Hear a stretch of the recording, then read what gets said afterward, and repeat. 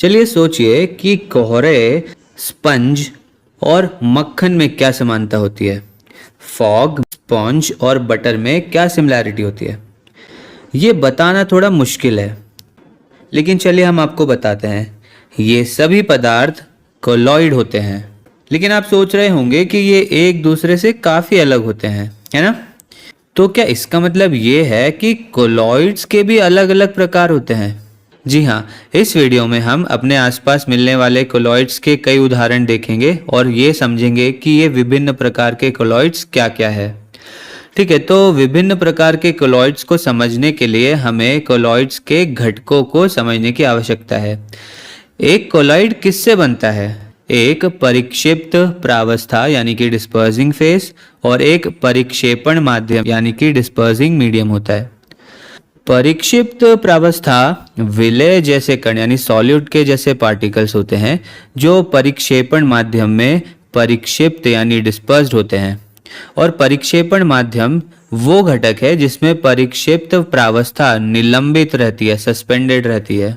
तो हम कोलॉइड को परिक्षिप्त प्रावस्था और परिक्षेपण माध्यम इन दोनों की अवस्था के आधार पर वर्गीकृत करते हैं कि वो ठोस है, द्रव है या गैस है।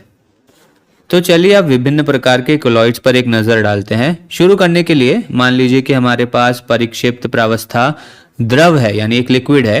तो हमारे पास जो विलय जैसे कण है, जो सॉलिड लाइक पार्टिकल्स है, जो माध्यम में परिक्षिप्त है, डिस्पर्स्ड है, वे द्रव है, हम ऐसा मान रहे हैं। और मान लीजिए कि परिक्षेपण माध्यम जो है वो एक गैस है। तो इस स्थिति में हमारे पास एक द्रव है जो कि गैस में घुला हुआ है। तो इस तरह के कोलॉइड्स का एक उदाहरण है कोहरा या कुहासा, या फिर ये जो बादल होते हैं, क्लाउड्स होते हैं, ये इसी तरह के कोलॉइड का एक उदाहरण है। और इस प्रकार के कोलॉइड्स को एरोसोल कहते हैं। अब चलिए अगला प्रकार देखते हैं। इस बार हम परिक्षिप्त प्रावस्था को ठोस मान लेते हैं।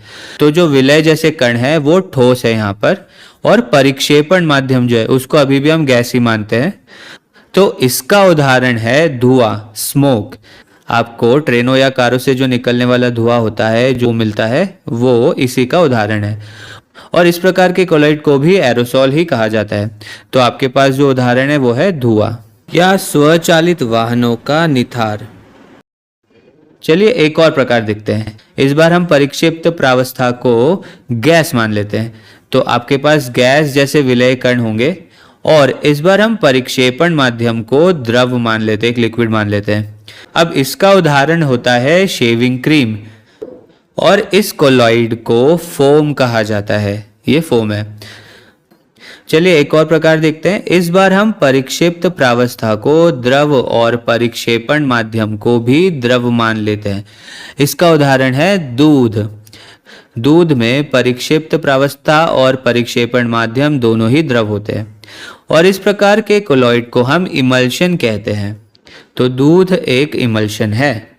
इसके अलावा एक और उदाहरण है जो हम फेस क्रीम लगाते हैं, वो चेहरे पे जो हम क्रीम लगाते हैं वो।